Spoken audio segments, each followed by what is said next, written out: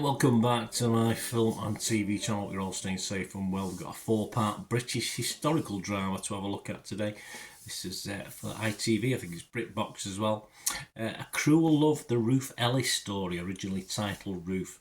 So it's in 4 parts. Lucy Boynton stars as Ruth Ellis and Toby Jones as a solicitor John Bickford. Of course, as you may know, or you could know if you're obviously outside the UK, perhaps not, Ellis was the last woman to be hanged in the United Kingdom after the fatal shooting of her abusive lover. And in this, Ruth Ellis's hidden story exposes British obsessions with class, sex and death in 1955 London's clubland. Ruth, 28, becomes the capital's youngest club manager. Her success unravels due to an abusive relationship with racing driver David Blakely. This was released in the United States, yes, on BritBox on the 17th of February 2025. The first 2 episodes and the remaining 2 episodes being released on subsequent Mondays. The series then began airing weekly on ITV1 from 5th of March 2025, with the full set streaming where I watched it on ITVX. So, happening concurrently, of course, at the time.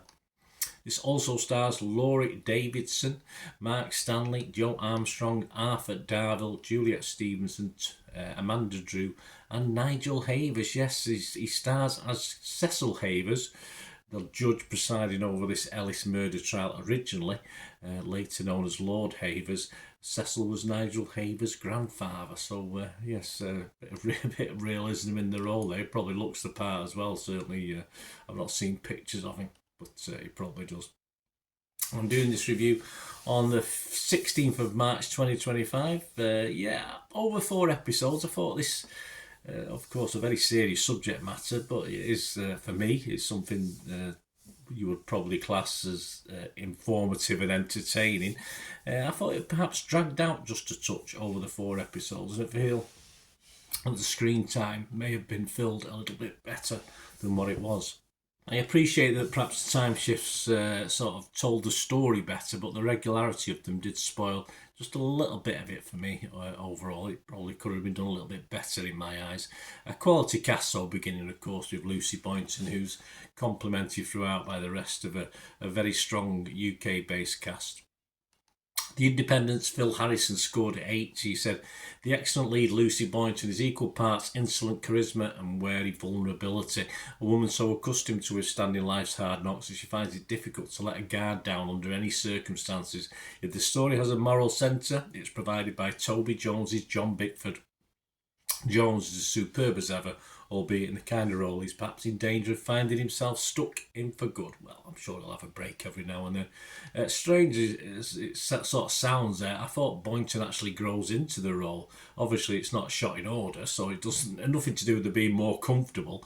It's just the way it sort of brings out more of a vulnerability, I think, and that's where she's at her best as the series reaches inevitable climax. I'm not sure Boynton's done that much better than this, in fairness. Let me know if you think she has. Toby Jones, of course, is like that metronome, acting metronome, isn't he, these sort of roles?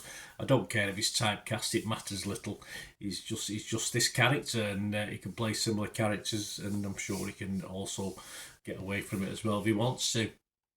One thing I did miss, and I said it sort of the time filling wasn't great, was perhaps a bit more backstory for Ruth. It did set out to give us, there's a bit, but it didn't set, for me, it wasn't enough. And Rebecca Nicholson from The Guardian sort of agrees with this. She scored it 60. She said, "At times, A Cruel Love seems similarly hamstrung and never quite feels as it gets to know Ellis. Perhaps that is the point. There are no clean lines."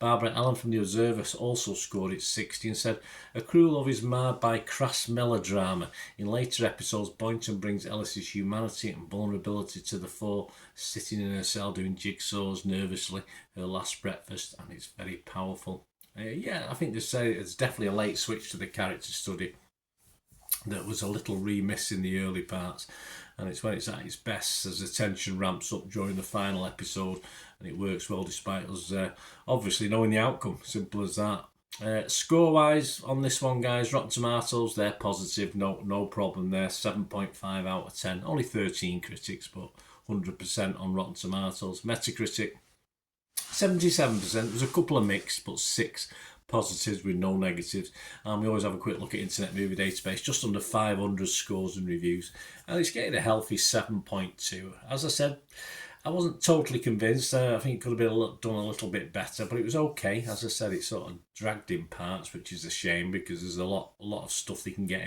into this series. But I will be fresh. I have been fresh on Rotten Tomatoes. I've been positive on Metacritic. I'll give it my very watchable score of 6.5 out of 10. So there's a couple of problems with it, but nothing to stop me enjoying the watch of it. So I'll give it a 6.5. Let us know in the comments, guys, your thoughts. Let us know on the socials.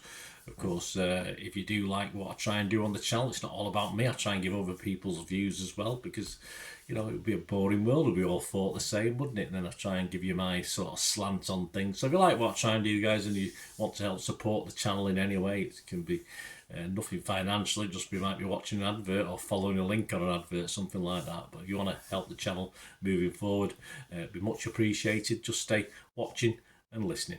Ways to help me out, guys, if you watch the ads, if the ads on this YouTube ads, that helps in a very little way, but it all helps. It all, you know, watch the pennies and pounds look after themselves, they say, don't they? Or the pennies or the 10p's look after themselves. But if you watch the ads or follow the links on the ads as well, that's always a nice way to support the channel. If you sort of hang on for it, I've done that. I watched other people's and followed the ads, just something I fancied, which does happen from time to time. Of course, you can support me by pushing that subscribe button as mentioned earlier, and that's of course pressing the button so you know when these vlogs are coming out. And of course, I'm always interested in your opinions, and of course, if you can give us a like, that'd be wonderful as well. So thanks for watching, guys. Hopefully I'll join you very, very soon with something else. Until we meet again, I'll never ask one thing, don't I? Please stay safe, everyone. Bye for now.